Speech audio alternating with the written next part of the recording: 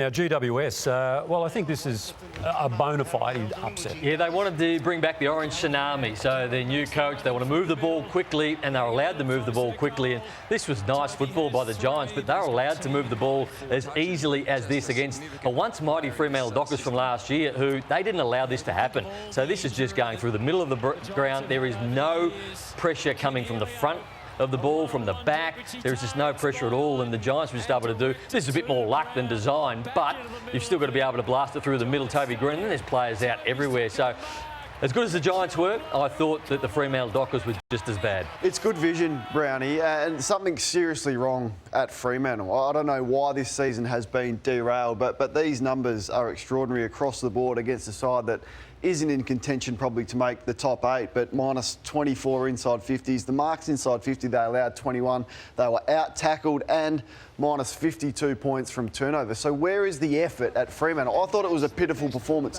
This is the best player in the game, probably. If not, he's top 3. That's the first 3 minutes or 4 minutes, and you give him that space. Look at the ease in which they just waltz around with their ball movement here. That's Kelly. He had 31, he kicked 3. And then he gets to the crumb here.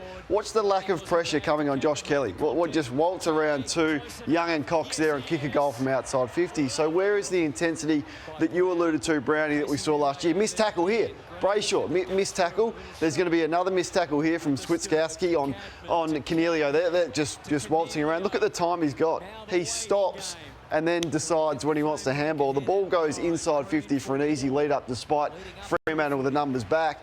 We just fast forwarded here. Look at the numbers, and he's able to pluck one off inside 50. That's one of their 21 marks that they took inside 50. And then to rub salt in the wound, you go again. That's the guy that first started it, that was allowed to waltz around. So something is wrong at Fremantle, and that was one of the worst losses from any team this year. Yeah, damning vision, Kane. That is damning vision for the Fremantle Dockers. Want to highlight, obviously, Toby Greene and what he's doing.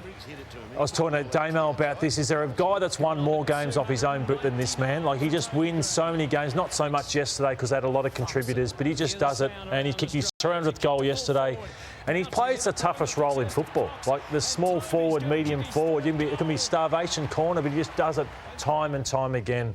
What a wonderful player. So we talk about best players in the game right now. Jeremy Cameron had a great start. Yeah. Nick Dacos, we talk about. Bontempelli is in there. Christian Petrarca. Butters as well. Where does he sit in your eyes? Oh, as Kane said, has to be top few because of, as I said, what he does and maximum damage for every disposal that he gets. Like, you can get 30 touches easy in this game, but to kick 4 as a small forward every week, no one else does that. There's a weekly debate on the tackle, and Lachie Whitfield will be a focus of the next wave of it. After this tackle on Jordan Clark, we'll know by 6 p.m. today what the match review office thinks of that, and I'd suggest it's into that zone that sees him missing a week, at least by way of that particular sanction. We've got the James Sicily Appeals Tribunal from round 13 to be heard. What's your prediction on that, Sicily?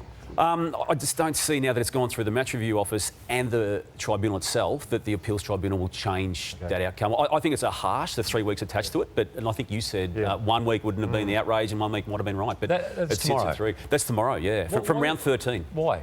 Because he was away, I believe, and also access to legal people once they decided to appeal on Wednesday after the tribunal hearing. But it doesn't make sense to have a round 13 moment decided after round 14. It is ridiculous. Yeah. And all it does from an AFL point of view is allow us and the footballing public in general to debate the whys and wherefores. Yeah, and as you know, we've got umpires, match review office, tribunal and appeals tribunal, and they've all got different views on it, and they're all independent, most of them. So the lack of pressure, Brownie, to which you referred when it came to the Dockers yesterday, Justin Longmuir was owning that being a problem.